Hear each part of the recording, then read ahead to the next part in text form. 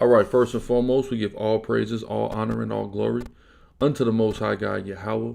We do so in the name of His only begotten Son, who the world calls Christ, Yahweh Shai. It's your brother, Chief Priest Alazar Ben Lawyer, a.k.a. the Guerrilla Hebrew. It's the brother Assad.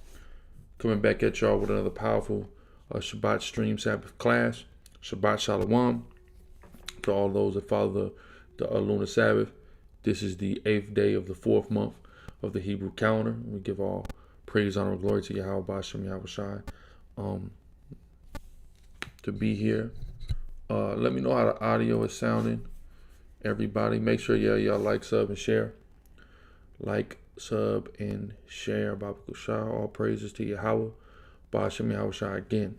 Soja Bajala, Yahweh Bashem, Yahweh Barakatam, Shabbat Shalom. Soja Danyala, Yahweh Bashem, Yahweh Barakatam, Shabbat Shalom. And everybody else, Shabbat Shalom, Yahweh Bashem, Yahweh Barakatam.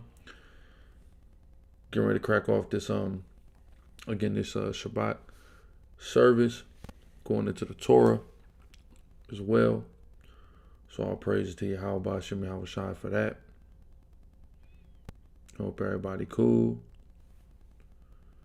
We got to cancel an Ariana Grande concert this weekend.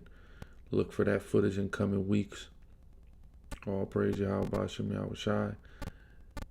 Isaiah Yahweh Bashem, Yahweh Shai Barakatam, Shabbat Shalom. It was very, very blessed Sabbath.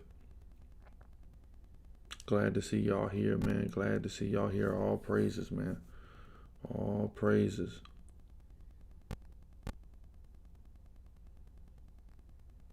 Got a lot of big stuff coming up real quick. Let me plug these. I'm going to plug them probably towards the end of well. Of course, we got the summit.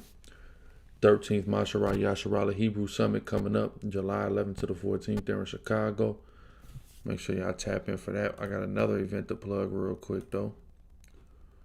Something real quick to plug.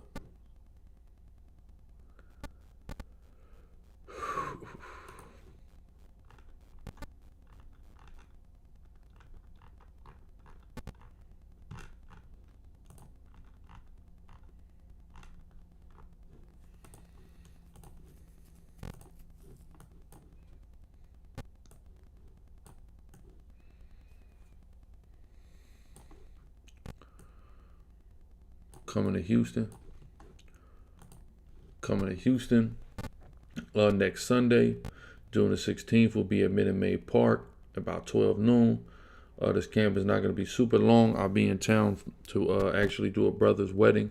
I'm looking forward to that. So all praise Yahweh Bashem, Yahweh Shai for that. But I will be getting to camp from about like noon to 2 at Minute Maid Park. There'll be a baseball game going on, so we can kind of taking advantage of that crowd, and things of that nature. So, June the 16th will be in Houston. So come check us out in Houston. Of course, we got the summit in the Shy going down. So all praise Yahweh Bashem, Yahweh Shai for that. All praise Yahweh Bashem, Yahweh Shai. Everybody in the Houston area, man, pull up. You know what I mean? I'm in and out. I'm only gonna be there that day. But if you want to catch me, that's where to catch me at Minute Maid at noon. Outside of that, I don't know what to tell you. But yeah, Shalom everybody. Right? The Astro, the Astrodome, they don't even use that no more. But big shout out to the Astrodome. It's cold, man. I was Tazapanya, I was just watching WCW. They was getting ready to go, I think, because I've been watching every week in '99, and I think they were getting ready to go to ad. That's when it was so lit, man. It was in the Astrodome, the damn Georgia Dome on the regular shows, man. But yeah, all praise Yahweh Bashem. I was trying to be my first time in Houston, so I'm looking forward to it. I am looking forward to it. All right, Shalom to South America. All our brothers, tribe of Asher, tribe of Naphtali, the Levites scattered down there, the Benjamites down there, man. Shalom. To all the 12 tribes scattered abroad, man. For real.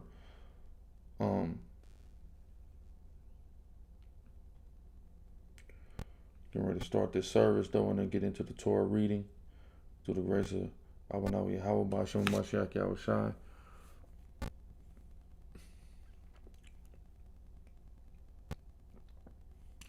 All right, so yeah, there you go, where the big boys play.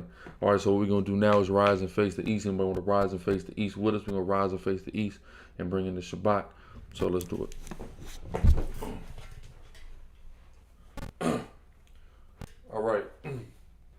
Barakatah Yahweh. Barakatah Yahweh. Ba'ashem Yahweh Shai. Ba'ashem Yahweh Shai. Hahawa'ah. Hahawa'ah. Nathalanawa. Nathalanawa. Shabbat. Shabbat. All right, we gonna yeah, let's go ahead and lead us in the Lord's Prayer. Priest Hassad. All right. Abanawa. Shabbat Shemayim. Shabbat Shemayim. Kodash. Kodash. Hayah. Shemka. Shemka. Yahweh. Malakwathka. Taba'ah. Ratazaka. Hayah. Aisha. Ba'aratazah. Kawa. Hayah. Bashamayim. Nathalanawa. Lacham. Koyawam. Wasalaknawa. Kabawathnawa. Kasalaknawa. Kabawathkinawa. Wala'ah. Tabiyanawa. Banasayawan. Abal. Hawashaynawa. Mayan. Rai. Kaya. Laka. Hamalakwa. Wa'ala. Wa'athapa'arath. La'awalamyum. Aman. Now we're going to the number 6. Yabaraka Yahweh. Washamarka. Ya'ar Yahweh. Panyawa. Ayaka. Wayakanka. Yasha Yahweh. Ayaka. Wayasham. Laka. Shalom. Right. Ba'ashem Mashiach Yahweh. All right, we're going to put the Shemai up now. All right, Shemai, YASHARAHLA, Yahweh, Allahayanawa, Yahweh, Achad. Shemai, YASHARAHLA, Yahweh, Allahayanawa, Yahweh, Achad. Shemai, YASHARAHLA, Yahweh, Allahayanawa, Yahweh, Achad. All right, I'm going to bless the Torah. We're going to get into this Torah reading. All right, Barakatah Yahweh. Ba'ashem Yahweh Shai. Hahawa'ah. Nathalanawa. Hathawarah. All right, we're going to get into Torah portion. We're going into Numbers 5 rather, 5, 6, 8, and 9. Shalom, shalom, Shabbat shalom. I still can't believe this sword that mine used to be like this. It's crazy, It's a beautiful sword, man. I almost want to go get my sword just to compare, but it's all good. Okay, Numbers chapter 5, verse 1. It says, "And Yahweh spake unto Moses, saying, Command the children of Israel that they put out of the camp every leper, and every one that hath an issue, and whosoever is defiled by the dead. Read on. Both male and female shall ye put out. Without the camp shall ye put them, that they defile not their camps in the midst whereof I dwell." That's right. So they were not to dwell amongst the general population of Israel. Go ahead. It says, "And the children of Israel did so, and put them out without the camp. As the Lord spake unto Moses, so did the children of Israel.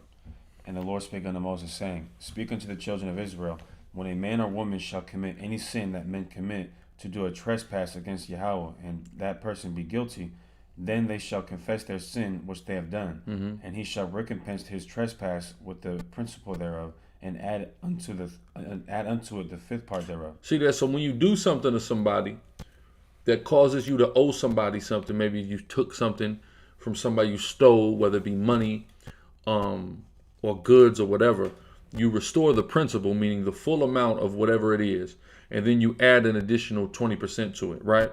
So for example, like you may have in this day and age, in the white man's setup, you may have to where, or they'll say, okay, well, what's the market value of this particular thing, right? So the market value, of course, 9 times out of 10 is diminished from its initial, what you paid for it, right? But move that. So, but the Most High said you have to restore the principal. So it ain't about the fair market value of you bought it for $1,200, but it's worth $300 today. No, somebody's paying you back $1,200 plus an additional 20%, right? That's how our laws worked, right? Read on. Shalom to the sisters coming. I see y'all. Shalom. Shalom. It says, verse 7, "Then they shall confess their sin which they have done, and he shall recompense his trespass with the principal thereof, and add unto it the fifth part thereof." And add unto it the fifth part again. So when somebody does something wrong to you, you pay them back 100% plus an additional 20%. That's what it is.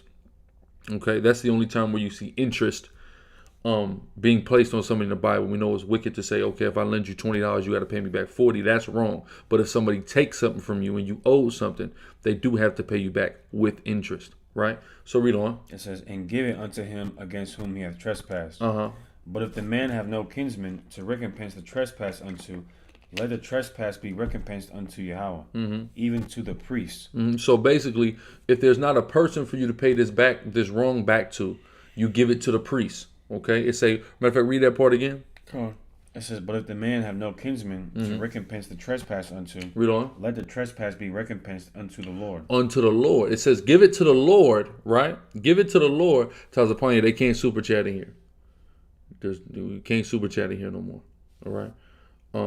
They've taken that away. Right, but go ahead. It says, let the trespass be recompensed unto the Lord, even to the priest. Okay, Sister Carla, for sure, man. Sorry to hear that, but Most High be with you. All right, we gonna when we close out, we'll put up a prayer for you, sister. All right, don't you worry. Okay. But yeah, read that part again. Read the part, recompense to the Most High. So it says, let the trespass be recompensed unto the Lord, even to the priest. So it says, let it be recompensed to the Lord, even to the priest. So how are things given to the Lord? By being given to the priest. All right, that has to be understood. Read on. Beside the ram of the atonement, whereby an atonement shall be made for him. So that's beside the atonement, right? So it's not enough that you just coming and bringing that to the priest. You also got to bring that principal amount plus 20% to the priest and give it to the priest as well, right? Read on. It says, and every offering of all the holy things of the children of Israel, which they bring unto the priest, shall be his. And every man's hollow things shall be his. Whatsoever any man giveth the priest, it shall be his. So whatever you give to a priest, you've given to Yahweh. See that? Read that part again. And every man's hollow things shall be his. Whatsoever any man giveth to the priest. Whatever somebody gives to a priest, read on. It shall be his. It shall be whose? His. His. Who is his? Yahweh. So when you give unto the priest, you give unto Yahweh. Right? Read on. Come. It says, and Yahweh spake unto Moses, saying, Speak unto the children of Israel, and say unto them, If any man's wife go aside and commit a trespass against him, and a man lie with her carnally, and it be hid from the eyes of her husband. Meaning her husband is unaware of the fact that she has committed adultery. Right? Read on. And be kept close, and she be defiled, and there be no witness against her, neither she be taken with the manner, and the spirit of jealousy come upon him. So there's no proof that this man have that his wife is cheating on him, but he has what you would call the sneaking suspicion that this woman has been unfaithful. All right, there's been infidelity within their relationship. He has a sneaky suspicion she's doing things strange. There's strange occurrences. Something's different. Something feels a little bit off. Right? Read on. It says, and he be jealous of his wife. Now he's jealous of his wife. I think you've been creeping. Right? You have some dudes who's overly jealous. They just think a woman go to the store. He think that she done got committed adultery in aisle 6, right? You have some men that's like that. But there also is reasonable jealousy that comes the same way women know when a man is dealing with another woman. Only difference is it's not wrong for a man to deal with another woman, right? But read on. It says, and he be jealous of his wife, and she be defiled, or if the spirit of jealousy come upon him, and he be jealous of his wife, and she be not defiled, and she be not defiled. Right, so a man could be jealous, yeah, and there'd be nothing happening, right? She's done nothing wrong. I'm sure there's some sisters in the chat right now who have been accused of infidelity by men who are overly jealous and possibly dealing with insecurities and tripping. I know that, right? So there's sometimes where it may not be so, but the Most High have a remedy for all of this. Read on. It says, then shall a man bring his wife unto the priest. You bring your wife directly. If you think your wife crept on you and you don't have any evidence, you bring your wife directly to the priest of the Most High. Right? Read on. And he shall bring her offering for her, the 10th part of an ephah of barley meal. He shall pour no oil upon it, nor put frankincense thereon. For it is an offering of jealousy, an offering of memorial. You see that? An offering of jealousy. This is key. There's an offering for this jealousy. That's important to understand. Read on. Bringing iniquity to remembrance. Bringing what to? Iniquity. So this is a sin offering. Yeah. So for a woman to give her husband the spirit of jealousy is a sin. We're seeing this right here in the Bible. Right? Shalom, Azaziah. Go ahead. It says, and the priest shall bring her near and set her before the Lord. Mm-hmm. It says, and the priest shall take holy water in an earthen vessel, and of the dust that is in the floor of the tabernacle, the priest shall take and put it into the water. Mm-hmm. So there's dust on the floor in that tabernacle, and put it into the water. This essentially sounds like potion creation. Somebody's making a potion. It sounds like, right? So this is the Levitical priesthood and how we operate it. And we do these same things now, but we just done them in a corrupt way, right? So read. It says, and the priest shall set the woman before the Lord, Mm-hmm. and uncover the woman's head. Mm-hmm. So take off the covering of her head, right? Read on. And put the offering of memorial in her hands, which is the jealousy offering. And the priest shall have in his hand the bitter water that causeth the curse. Okay, so offer that memorial, but then coming with that bitter water, this potion. And drinking this potion causes a curse. See that? Here's a magic drink that if you drink it, a curse happens to you. If you did something wrong. Every time we go into these Levitical rituals, I'm always show you. I'm always point out. This is the same things that the tribe of Levi is doing right now with voodoo. In Haiti, in Louisiana, in Brazil, in all the places where we're scattered amongst all the 12 tribes. We're doing this right now in the various botanicas. Okay? Throughout South Florida, Brooklyn, etc. These same types of things, just in a wicked way, right? So go ahead. God, it says, in the priest. All right, I couldn't wait for Jesus loved us to give me a reason. There we go. Yeah. He or she was posting Bible verses, so it was like. Yeah, that's why I didn't shoot either. I was just waiting. Knew we were gonna say something with this Trinity. I was saying exactly. Just was waiting for a reason. No, because I don't want to sidebar, but I thought potentially this could be one of the damn one of the Christians that come up against us, and they could just post a Bible verse and say, "See, they want to exactly. post a Bible verse." No. Exactly. No, we're gonna let you post a Bible verse. Yeah. Right, but as soon as you say the husband should be, people. I'm gonna say this sidebar. Let me say this. Yeah. I've been running into a lot of this lately. People have to understand that, and I want to make this very clear. People's brains work differently. I want to say it again. People's brains work differently. The conclusion that you come to is not the same conclusion that the next person will come to. And also, the conclusion you come to may be contrary to the word of God or the operations of the Most High, Yahweh. See what I'm saying? This all happens. So I see people who are trying to superimpose their logic on all human beings or on God. I've been seeing it, the Most High, Yahweh. I've been seeing that a lot lately. People got to stop doing that. Well, the husband should be focused on. First off, don't tell the husband what he should be focused on. It's his prerogative to be focused on whatever he wants as long as it doesn't contradict the word of the Most High. So you can't tell me he's focusing on something wrong if there's a whole law in the Bible in regards to if he thinks his wife is cheating on him.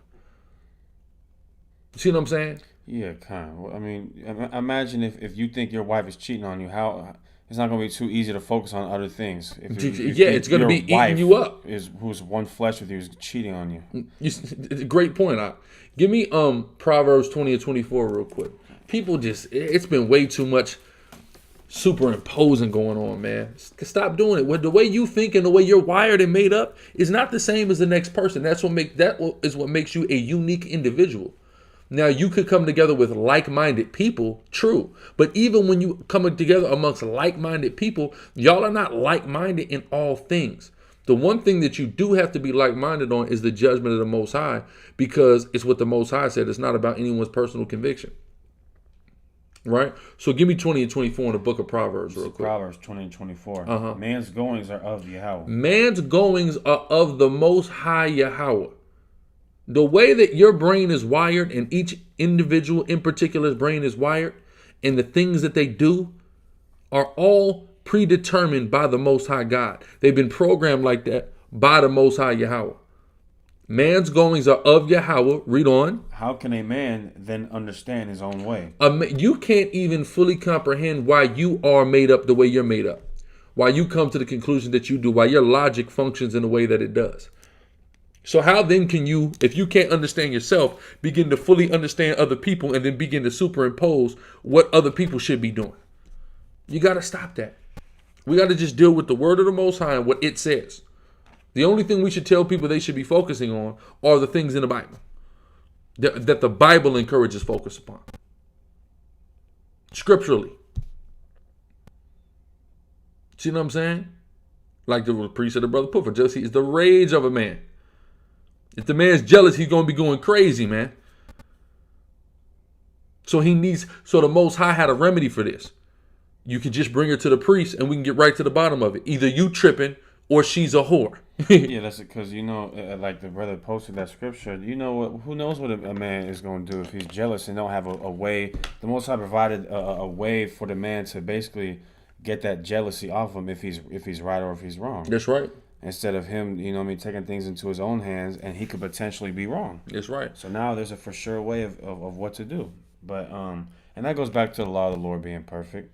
But this is Numbers chapter 5, verse I'm gonna read 19 now. It says, and the priest shall charge her by an oath. Mm-hmm. So now the priest has this woman in the tabernacle, and they're swearing an oath, right? Read on. And say unto the woman, if no man have lain with thee, and if thou hast not gone aside to uncleanness with another instead of thy husband, be thou free from this bitter water that causeth the curse. Right. So if you're not a whore, when you drink this water, the curse that this water causes will not affect you. Right? Read on. But if thou hast gone aside to another instead of thy husband, and if thou be defiled, and some magic potion, go ahead. And some man have lain with thee. Somebody else has been up in there, read on. Beside thine husband, then the priest shall charge the woman with an oath of cursing. And the priest shall say unto the woman, the Lord make thee a curse. That's right. Go ahead. And an oath among thy people, when the Lord doth make thy thigh to rot and thy belly to swell. Thy thigh to rot and thy belly to swell. So this is when you see a woman. Nowadays, this is the rotting of the thighs and the belly is regular, right? You see women with cellulite all in their thighs, right? And in their stomachs. That's the rotting of the thighs and belly. That's regular and rampant amongst women. In ancient Israel, the Israelite woman of the 12 tribes, she didn't suffer from cellulite. She didn't have that, right? Due to various reasons. And if she did have it, it was indication that she had this curse on her and that she had played the whore. Right? So that's what that meant. Go ahead. They don't got it right in there. Okay. Go ahead. It says, verse 22, and this water that causes... Why wouldn't apples be okay to eat? Go ahead. That causes... Does it have a seed in it? All right. So read. Okay. It says that cause the curse shall go into thy bowels to make thy belly to swell and thy thigh to rot. That's right. Give me that cellulite, right? Read. And the woman shall say, Amen, Amen. And the woman confers. She says, Amen. Why does she say Amen? She's agreeing to this. Go ahead. And the priest shall write these curses in a book, and he shall blot them out with the bitter water. So this is a ritual. Yeah. This is a ritual that's taking place. The ritual that's taking place is this. Somebody's drinking a water that causes a curse. Then the priest is taking some of that water and blotting out words. This sounds like some form of voodoo right here. Yeah, remember when Moses went around to sprinkle blood on everybody? You can't tell me that's not a ritual. Are you kidding me? These are ritualistic things. Go ahead. It says, and the priest, in verse 24, and he shall cause the woman to drink the bitter water that causeth the curse, and the water that causeth the curse shall enter into her and become bitter. Then the priest shall take the jealousy offering out of the woman's hand, and shall wave the offering before Yahweh, and offer it upon the altar. And the priest shall take a handful of the offering, even the memorial thereof, and burn it upon the altar, and afterwards shall cause the woman to drink the water. And when she had now they're sacrificing animals. They're taking the tenth of the ephah, throwing that on the fire. Then she got to drink the water. Read on. And when she hath made her to drink the water, then it shall come to pass that if she be defiled and have done trespass against her husband, that the water that causeth the curse shall enter into her and become bitter, and her belly shall swell, and her thighs shall rot, and the woman shall be a curse among her people. And if the woman be not defiled, but be clean, then shall she be free, and shall conceive seed. She shall go, have children, live her life. Right? Read on. This is the law of jealousies. When a wife goeth aside to another instead of her husband, and is defiled. Or when the spirit of jealousy cometh upon him, and he be jealous over his wife, and shall set the woman before the Lord, and the priest shall execute upon her all this law. Then shall the man be guiltless from iniquity, and this woman shall bear her iniquity. Go ahead. That's on that. Numbers chapter 6, verse 1. And Yahweh spake unto Moses, saying, Speak unto the children of Israel, and say unto them, when either man or woman shall separate themselves to vow a vow of a Nazarite. The specific vow, the Nazarite vow. Right, read on. To separate themselves unto the Lord. He shall separate himself from wine and strong drink, and shall drink no vinegar of wine or vinegar of strong drink. That's right. Vinegar of wine and vinegar of strong drink is what you would call balsamic vinegar. Okay, it's big in Italian restaurants, balsamic vinegar. Right, if you're a Nazarite, you can't, or even salt and vinegar chips. When you take a look at a bag of salt and vinegar Lay's, you notice there's that purple vinegar on there, right? Letting you know that's a balsamic vinegar. Now, the regular vinegar that's in the ketchup and ranch and things of that nature is white vinegar, which is made from wheat. It's not made from strong drink. But when you deal with vinegar from strong drink, that's that balsamic vinegar that's coming out of wine, etc. That cannot be eaten by a Nazarite. Right? Read on. It says, neither shall he drink any liquor of grapes, nor eat moist grapes or dried. All the days of his separation shall he eat nothing that is made of the vine tree, from the kernels even to the husk. All the days of his vow. Because he's going to kill that bitch, Salaki. That's what it means, free from iniquity. Because she's going to be a curse. So what does that mean? Hold on. Is that because the only right choice is to take her to leave? Well, true. That's the only right choice to do in that situation. But also, he's going to kill her. He's eating up. He's getting ready to kill this broad, right? Now he can kill her because now she's a curse before people.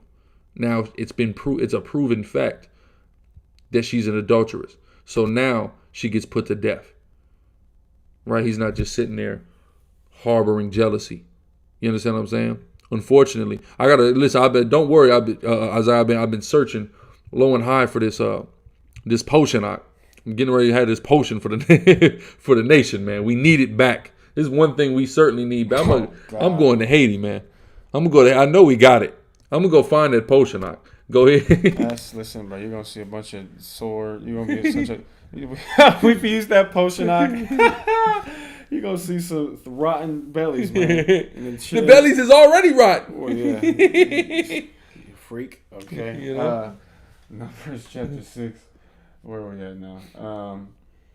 Okay, verse 5. It says, all the days of the vow of his separation, there shall no razor come upon his head. All the days that you say, so you can say, I'm going to be a Nazarite for 1 month, right? That whole month, you cannot shave your head.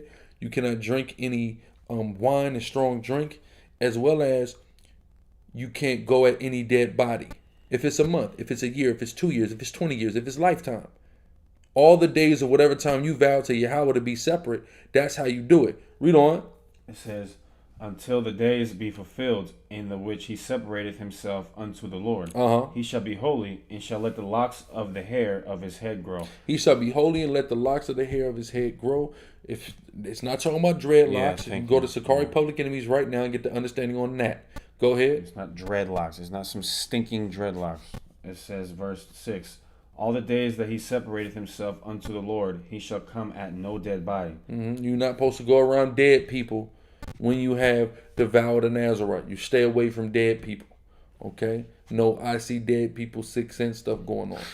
I was going to say that too. The exception is if you down somebody. That's a different situation. We see this with Samson. We see this with Samuel. Right? So read on. It says, he shall not make himself unclean for his father or for his mother. Not for his father, not for his mother. Read on. For his brother or for his sister when they die, because the consecration of his God is upon his head. So you don't go to anybody's funeral. No, dead body does not include flesh. Dead body is a dead human being. Go ahead. It says, God is not going to get rid of Edomites until after they serve us for 1,000 years. Go ahead. It says, and if any man die very suddenly by him, and he hath defiled the head of his consecration, then he shall shave his head in the day of his cleansing. Right, so if you're a Nazarite and you do peradventure come at a dead body, you have to shave your head. Read on. It says, then he shall shave his head in the day of his cleansing. On the 7th day shall he shave it. And on the 8th day he shall bring 2 turtles. Okay, yeah, I'm gonna read verse 9 again. It's important. It says, then he shall shave his head in the day of his cleansing. On the 7th day shall he shave it. No, Chi-Town made that does not mean that.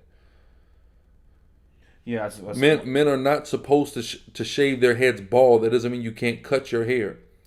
There was not such thing as clippers. There wasn't even scissors at that time. You were dealing with a razor. That's how you did everything, with a razor, right? No, you don't have to cut it to take the vow 2 ears, 1 mouth. Read on.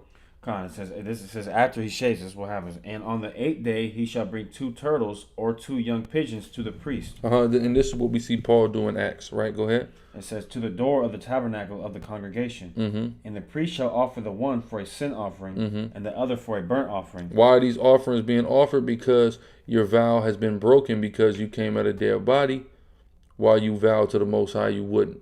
Read on. It says, and make an atonement for him, for that he sinned by the dead, and shall hallow his head that same day. Yes, a woman can be a Nazarite. Yes, ma'am, certainly. Go ahead. And he shall consecrate unto the Lord the days of his separation, and shall bring a lamb of the first year for a trespass offering.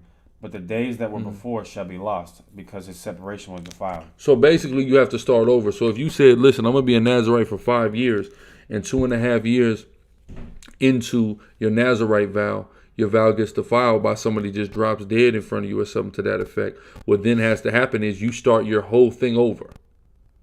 Now it's 5 years from there, from whatever time you had to restart your vow, right? So read on. It says, and this is the law of the Nazarite. When the days of his separation are fulfilled, he shall be brought unto the door of the tabernacle of the congregation. And he shall offer his offering unto the Lord, 1 he-lamb of the first year without blemish for a burnt offering. Read on. And 1 ewe-lamb of the first year without blemish for a sin offering. Go ahead. And 1 ram without blemish for peace offerings. And a basket of unleavened bread, cakes of fine flour, mingled with oil, and wafers of unleavened bread, anointed with oil, and their meat offering and their drink offerings. So when you come to the end of that vow, you bring a lot of offerings, right? You bring many offerings at that time, right? Go ahead. And the priest shall bring them before the Lord, and shall offer a sin offering and his burnt offering. And he shall offer the ram for a sacrifice of peace offerings. And now why do you have to bring a sin offering? Because you're getting ready to cut your hair bald, which you're not supposed to do. But you have to do it. So now what do? You bring a sin offering. Go ahead. And he shall offer the ram for a sacrifice. No, I don't believe in a lie detector test. Go ahead. For a sacrifice of peace offerings unto the Lord. And with the priest of unleavened bread, the priest shall offer also his meat offering and his drink offering. And the Nazarite shall shave the head of his separation at the door of the tabernacle of the congregation, and shall take the hair of the head of his separation and put it in the fire which is under the sacrifice of the peace offerings. And the priest shall take the sodden shoulder of the ram and 1 unleavened cake out of the basket and 1 unleavened wafer, and shall put them upon the hands of the Nazarite after the hair of his separation is shaven. And the priest shall wave them for a wave offering before Yahweh. This is holy for the priest, with the wave breast and the heave shoulder. And after that, the Nazarite may drink wine. Meaning the priest is going to eat up all of that. Okay, then after that, then the Nazarite can drink wine. Read on. This is the law of the Nazarite, who hath vowed, and of his offering unto the Lord for a separation. Beside that his hand shall get according to the vow which he vowed. So he must do after the law of his separation. And Yahweh spake unto Moses, saying, Speak unto Aaron and unto his sons, saying, On this wise ye shall bless the children of Israel, saying unto them, Yahweh bless thee and keep thee. It's directly speaking to Aaron and his sons. Yeah, it's directly speaking, and this is what we prayed. One of the prayers that we set up in the beginning of service, every week, Yabaraka, Yahweh. You know that prayer. This is it. Numbers the 6th chapter. We say this during Passover too, right? Yes, sir. Okay. It says, The Lord bless thee and keep thee. Yahweh make his face shine upon thee and be gracious unto thee. The Lord lift up his countenance upon thee and give thee peace. And they shall put my name. And real quick too, family. For any brothers or sisters that may come up to you with the doctrine or the notion that you don't need to know the name of the Most High God, well, here's where you go is Numbers 6 and 27, because it's going to prove to you, as well as other scriptures, that knowing the Most High's name is actually a part of the law. So I'm going to demonstrate that. Numbers chapter 6, verse 27. And they shall put my name upon the children of Israel, and I will bless them. So there it goes right there. If anybody's telling you that you don't have to know the name, but on another sense they're going to tell you that you just keep the law, statutes, and commandments. That's right. They're intertwined. It says put the name. Kind of. Matter of fact, hold that and get that in Deuteronomy 28. Yeah.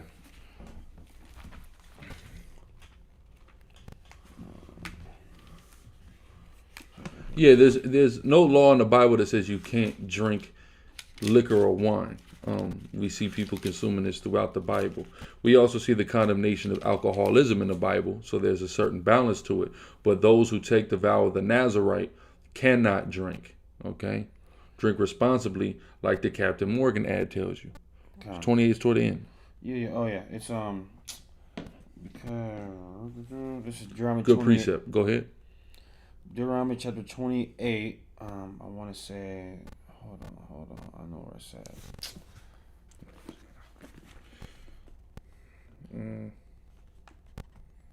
58. Yep, 58.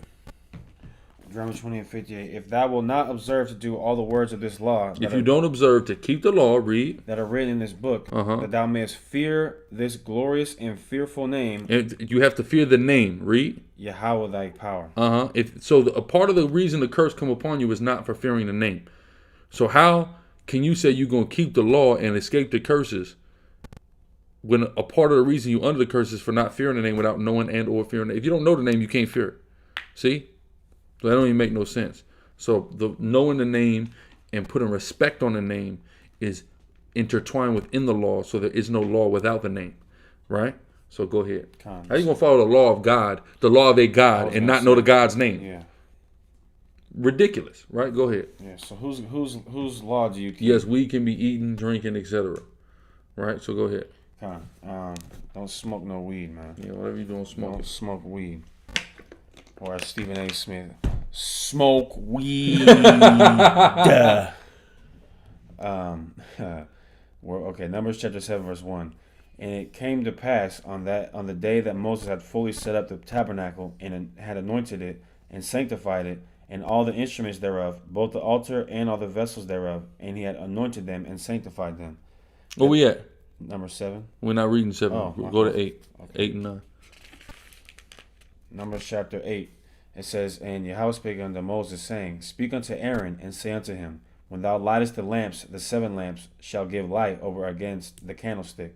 And Aaron did so. He lighted the lamps thereof over against the candlestick, as the Lord commanded Moses. And this work of the candlestick was of beaten gold, unto the shaft thereof, unto the flowers thereof, was beaten work, according unto the pattern which... Nobody said weed is bad. You can't smoke it. That's what we said. Go ahead. Yeah. And on top of that, a lot of this weed nowadays is not even natural. Well, go ahead. Yeah. It says, unto the shaft thereof, unto the flowers thereof, was beaten work, according unto the pattern which the Lord had showed Moses, so he made the candlestick. And the Lord spake unto Moses, saying, Take the Levites from among which is the menorah, which when you deal with it in the Hebrew is really a lampstand. So the menorahs that we have now are not even the actual menorahs. The menorah was a lampstand. So it was full with oil and it would light up like a lamp. It wasn't candles that would go on there. Y'all can look that word up in the Hebrew. It also was not 2-dimensional. It was 3-dimensional, twisted. And if you looked above it, it looked just like what you would call the Star of David. All right, go ahead. And the Lord spake unto Moses, saying, Take the Levites from among the children of Israel, and cleanse them. And thus shalt thou do unto them to cleanse them. Sprinkle water of purifying upon them, and let them shave all their flesh, and let them wash their clothes, and so make themselves clean. Then let them take a young bullock with his meat offering. Even flour mingled with oil, and another young bullock shalt thou offer for a sin offering. And thou shalt bring the Levites before the tabernacle of the congregation, and thou shalt gather the whole assembly of the children of Israel together. And thou shalt bring the Levites before the Lord, and the children of Israel shall put their hands upon the Levites. So all the heads of Israel, they put their hands on the Levites. Right? Read on. And Aaron shall offer the Levites before the Lord for an offering of the children of Israel. So all the sins, or what you would call power of attorney, was given to the tribe of Levi, and Aaron then offered all the Levites for the sins of Israel. Okay, this is what has to be understood. And this is why we would put our hands on the animal and slay the animal. And in doing that, that was a fulfillment or an atonement for sin. When Yahushua comes, the high priest put their hands on Yahushua, they sacrifice him. Okay, so read on. Okay. You're right, there is no such thing as a Star of David. That's why I said so-called Star of David. Pay attention. Go ahead. And thou shalt bring the Levites before the Lord, and the children of Israel shall put their hands upon the Levites. And Aaron shall offer the Levites before the Lord for an offering of the children of Israel, that they may execute the service of Yahweh. That's right, as the priesthood. Right, read on. And the Levites shall lay their hands upon the heads of the bullocks, and thou shalt offer the one for a sin offering, and the other for a burnt offering unto the Lord, to make an atonement for the Levites. It says, and thou shalt set the Levites before Aaron and before his sons, and offer them for an offering unto Yahweh. Thus shalt thou separate the Levites from among the children of Israel, and the Levites shall be mine. And yeah, because we're joined unto Yahweh. That's right. Lawyer. And after that shall the Levites go in to do the service of the tabernacle of the congregation, and thou shalt cleanse them and offer them for an offering. For they are wholly given unto me from among the children of Israel, instead of such as open every womb, So instead of all the firstborn, it's the Levites. So it's funny because people go, well, Israel is God's firstborn, right? A lot of people who are non-messianic will say Israel is God's firstborn. So how is Jesus God's firstborn? We'll say Israel, Judah, Ephraim, and Levi are all his first, and Reuben is his firstborn. How is that possible? And Jesus. See? People are ripping things out of context. So it doesn't just say Israel. Of all the nations, Israel is his firstborn. Of the tribes concerning rulership, Judah is his firstborn. Of the tribes concerning rulership of the kingdom split, Ephraim is his firstborn. Of the tribe considering priesthood, firstborn, that's Levi. Literal firstborn of Israel, Reuben. Individual firstborn, Yahushua. See what I'm saying? It's different context. But go ahead. It says, verse 16, it says, for they are wholly given unto me from among the children of Israel. Holy meaning totally. We are totally, the Levites are totally given unto Yahweh. Read. Even of such as open every womb, even instead of the firstborn of all the children of Israel. Instead of every firstborn Israelite, what? Read. Have I taken them unto me. Instead, it's the Levites, right? Go ahead. For all the firstborn of the children of Israel are mine, both man and beast. On the day that I smote every firstborn in the land of Egypt, I sanctified them for myself. And I have taken the Levites for all the firstborn of the children of Israel. And I have given the Levites as a gift to Aaron and to his sons from among the children of Israel to do the service of the children of Israel in the tabernacle. So all the other Levites are essentially the servants of Aaron in the high priesthood, right? Go ahead. It says, to do the service of the children of Israel in the tabernacle of the congregation, and to make an atonement for the children of Israel, that there be no plague among the children of Israel, when the children of Israel come nigh unto the sanctuary. And Moses and Aaron and all the congregation of the children of Israel did to the Levites according unto all that the Lord commanded Moses concerning the Levites. So did the children of Israel unto them. And the Levites were purified, and they washed their clothes, and Aaron offered them as an offering before the Lord. And Aaron made an atonement for them to cleanse them. And after that went the Levites in to do their service in the tabernacle of the congregation before Aaron, and before his sons, as the Lord had commanded Moses concerning the Levites, so did they unto them. And the Lord spake unto Moses, saying, This is it that belongeth unto the Levites, from 25 years old and upward. From 25 years old and upward they shall go in to wait upon the service of the tabernacle of the congregation. And from the age of 50 years they shall cease waiting upon the service thereof, and shall serve no more, but shall minister with their brethren in the tabernacle of the congregation to keep the charge, and shall do no service. Thus shalt thou do unto the Levites touching their charge. Yeah, because once you turn 50, that you're done. Yeah, you're supposed to retire. Okay. That's how you can see contemporary, like in the time of Yahushua, you have two high priests. You have Ananias and Caiaphas.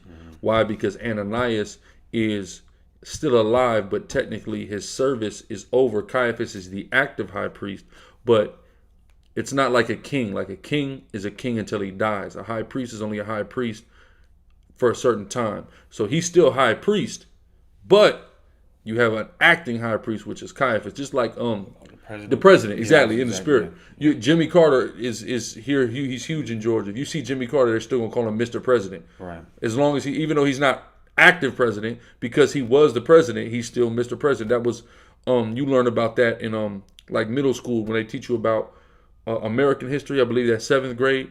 Seventh grade, they teach you American history, and they teach you about the precedents.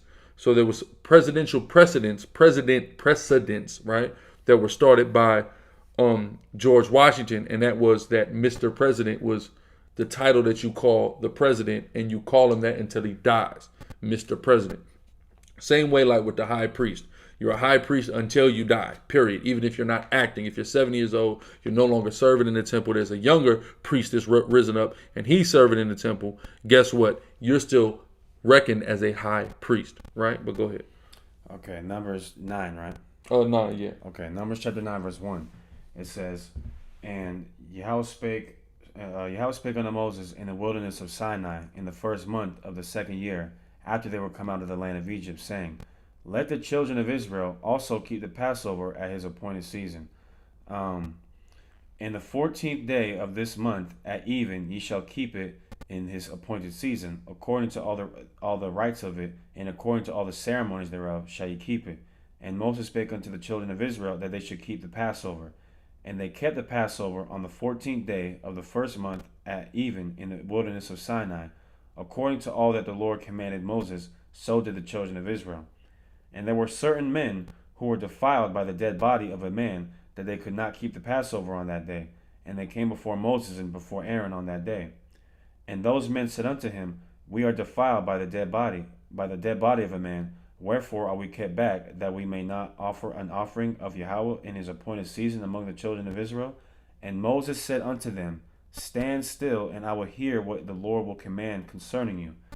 And the Lord spake unto Moses, saying, speak unto the children of Israel. That's how much directly the Most High was dealing with Moses. Yeah. Just wait. Hold on, I'm going to talk. He basically could just call. Right. Hold on, let me call you, Howard. One second. Well, yeah, there's a scripture, I believe it's in Deuteronomy, where the Lord says, he speaks, the way he dealt with Moses was differently, like he face to face. Yeah, but that's also, his homeboy. But there's another one too. I think it says in the same chapter, probably like a verse or two later, where the Lord will speak unto, like, basically he'll give parables to other people, but he speaks to Moses plainly.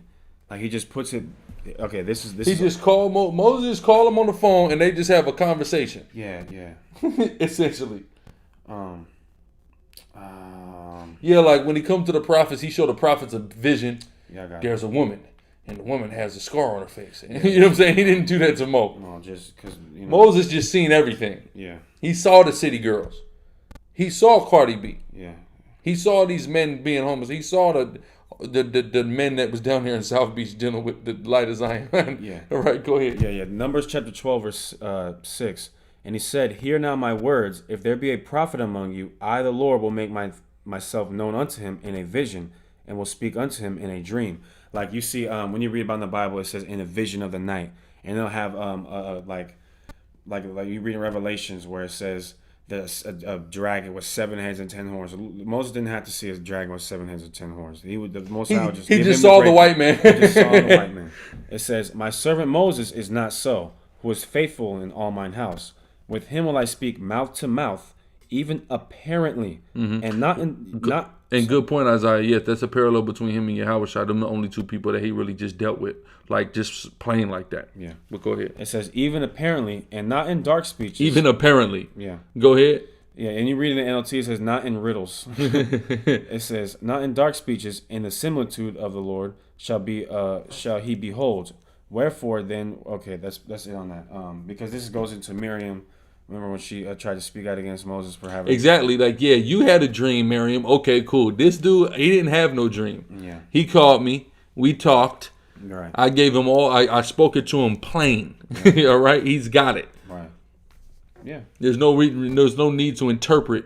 That's why we're not in Moses' words with people having crazy various... I mean, people will still try to pervert the words of Moses, but the law is plain. No, it's... Yes. Not a whole gang of breakdowns we got to go into and similitudes and this means this and that means that. No, it's very plain here.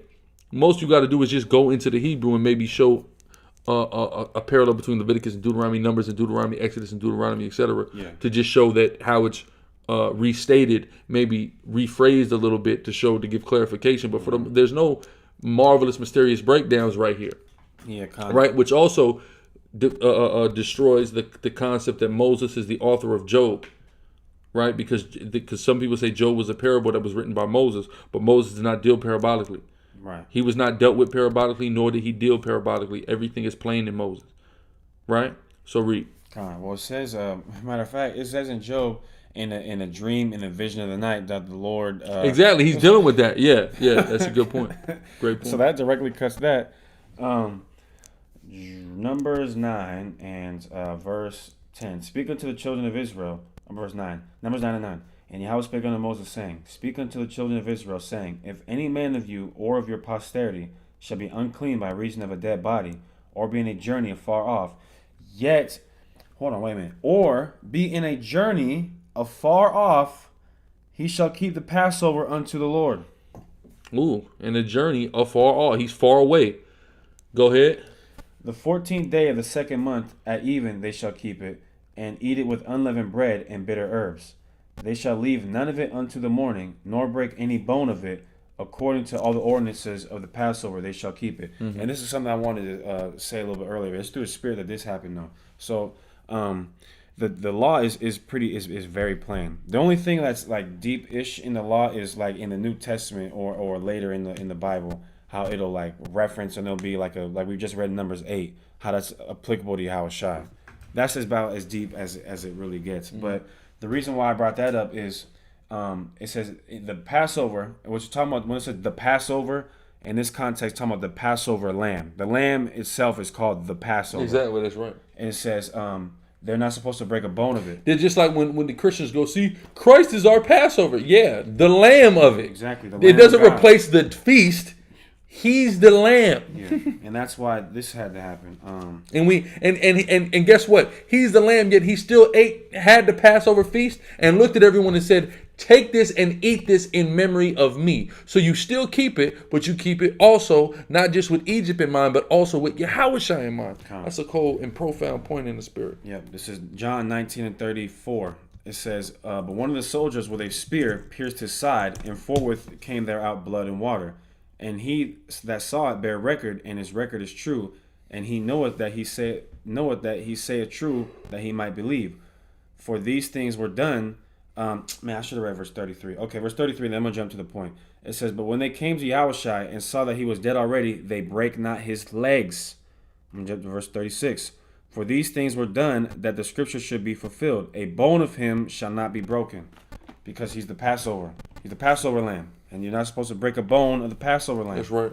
So that's just going into the law, how that's the deepest that the law is going to get, you know. Okay, where are we at? Okay, verse 12. And they shall leave none of it unto the morning, nor break any bone of it. According to all the ordinances of the Passover, they shall keep it. But the man that is clean and is not in a journey, and forbeareth to keep the Passover, even the same soul shall be cut off from among his people, because he brought not the offering of the Lord in his appointed season. That man shall bear his sin. And if a stranger shall sojourn among you, and will keep the Passover unto the Lord, according to the ordinance of the Passover, and according to the manner thereof, so shall he do. You shall have one ordinance, both for the stranger and for him that was born in the land. Verse 15. And on the day that the tabernacle... Yeah, the stranger in your land is dealing with Israelites that are coming from different parts of Israel, or that are born outside of Israel, more importantly. Right? Go ahead. Okay. It says, and on the day that the tabernacle was reared up, the cloud covered the tabernacle, namely the tent of the testimony, and at even there was upon the tabernacle as it were the appearance of fire until the morning. So it was always the cloud covered it by day, and the appearance of fire by night. And when the cloud was taken up from the tabernacle, then after the children of Israel journeyed, and in the place where the cloud abode, there the children of Israel pitched their tents. My bad, I'm going to read better, my fault. It says, at the commandment of the Lord, the children of Israel journeyed, and at the commandment of the Lord, they pitched. Basically, we had that pillar of fire, which is that chariot that was leading us, and whenever it would stop, we would stop, and whenever it would go, we would go. That's simple, right? Go ahead. It says, and there the children of Israel. Exactly. People were born outside of Israel, which that's why it says born in the land or a stranger, right? In the land means he was born in Israel. Stranger means he was born outside of Israel. Because this is logical here. It's the foreseeing of there are going to be Israelites that leave Israel and have kids outside of Israel. The same way every nation. Go to any nation in the world, they have people who are from a nation who live outside of it now for whatever reason. Right? Go ahead. You had shown me that video where there's this Moabite. There's a Moabite who lived in Colombia. So there's even the other nations. His part 2 just came out. Yeah. Too. So you have, of course, Israel. You know, we're going every damn where. That's right. And that's prophecy. We go everywhere. Yeah. It says verse 17. There the children of Israel pitched their tents. Too fast because the Sabbath is not on Saturday. That's why. Go ahead. It says, at the commandment of the Lord, the children of Israel journeyed, and at the commandment of the Lord, they pitched, as long as the cloud abode upon the tabernacle. And real quick, I want to just say this real quick, because you got a lot of morons that'll say, it doesn't take 40 years to get from Egypt to Israel, so why? Because, first of all, the Lord They're being led around. Yeah, the Lord is leading us around. At the commandment of the Lord, the children of Israel journeyed, and at the commandment... Then we're not just walking straight, we're stopping. There's literally time we stopped for years. Yes. Years. Do you actually read what's in it? Do you actually open this book up and read it? You wouldn't do that with any other book. You're just gonna, like, imagine I'm reading Harry Potter and I say at the end, Harry Potter just some wizard spell he does, and I don't even read the book. Dobby at the end. See what happens is Dobby's really the real grand wizard. Yeah. Right, Dobby. Yeah. Whatever the hell that is. Okay. There you go. As I superimpose, there's a lot of superimposing going on. Go ahead. Yeah. It says, at the commandment of the Lord, the children of Israel journeyed, and at the commandment of the Lord, they pitched. As long as the cloud abode upon the tabernacle, they rested in their tents. And when the cloud tarried long upon the tabernacle many days, then the children of Israel kept the charge of the Lord and journeyed not. And so it was, when the cloud was a few days upon the tabernacle, according to the commandment of the Lord, they abode in their tents. And according to the commandment of the Lord, they journeyed. And so it was, when the cloud abode from even unto the morning, and that the cloud was taken up in the morning, then they journeyed, whether it was by day or by night. Whenever the cloud, then we would just go. It didn't matter if it was nighttime, daytime. When the Most High sent, which spoiler, that's Yahushua that's in there, right? Showing you he went through the Exodus with us because he was the angel that was passing over and doing all of that, right? Read on. It says he was the angel of death in that instance. Yeah. Which makes him what? He's a killer. The Grim Reaper. Yeah. Okay. Wisdom of Solomon tells you that too. I believe he's the real Grim Reaper. All right. Go ahead. Yeah. He was killing during that Exodus, and he's gonna be killing during the next one. It says whether it was by day or by night that the cloud was taken up, they journeyed, or whether it were 2 days or a month or a year, that the cloud tarried upon the tabernacle, remaining thereon, the children of Israel abode in their tents. No matter how long it was, 2 days, a month, or a damn year, showing you all the various measurements of time, we go according to that chariot, and that was Yahushua in that chariot. Go ahead. Well, that just goes back to the point we just said, that there was a time where years we were sitting there just waiting for the Lord to tell us when to keep going. That's right. It says, and like the brother Hebrew Israelite Yachanan says, the Most High was doing this on purpose, making sure that older generation was dying out. Yeah. He said, no old niggas, man. Right? Go ahead. Exactly. No Lil Reese. Go ahead. It says, or whether, okay. The children of Israel abode in their tents and journeyed not, but when it was taken up, they journeyed. At the commandment of the Lord, they rested in the tents, and at the commandment of the Lord, they journeyed. They kept the charge of the Lord at the commandments of the Lord, by the hand of Moses. Psalm 10 or 9. Okay. All praise Yahweh Shem Yashar. We're gonna face the east. Matter of fact, first let's make sure we say this. Let's rise and face this. We're gonna say this prayer. For the sister, real quick. We're gonna beseech Abanaw. Abanaw Yahweh. Babu Kusha, Babu Kusha, Babu Kusha. Rapah. Wa. Baraka. Akwaf. Carla Madison. Carla Madison. Ba'ashem Mashiach Yahushua. Hashem Mashiach Yahushua. The water Aman. The water Aman. All right, so now we're going to say the volume and then we're going to do the closing prayers. All right, so Abanawa Yahweh. Abanawa Yahweh. Adawan Kwatazayor. Adawan Kwatazayar. Ba'ashem Mashiach Yahushua. Hashem Mashiach Yahushua. Babakusha, Babakusha, Babakusha. Babakusha, Babakusha, Babakusha. Nabai Amoyim. Nabai Amoyim. Nabai Rab Amoyim. Nabai Rab Amoyim. Kwatazayar the Kap. Kwatazayar the Kap. Yum Yeshai. Yum Yeshai. Yasharahla. Yasharahla. Babakusha, Babakusha, Babakusha. Babakusha, Babakusha, Babakusha. Abanawa Yahweh. Abanawa Yahweh. Ba'ashem Mashiach Yahushua. Hashem Mashiach Yahushua. The water Aman. The water Aman. And that's we said, our Father Yahweh, Lord of harvest, in the name of your anointed Yahweh Shai, please, please, please send laborers, send many laborers for the harvest, hasten the day of salvation for Israel. Please, please, please, our Father Yahweh, in the name of the anointed Yahweh Shai. Thank you, Amen. Now we're going to say the rest of the closing.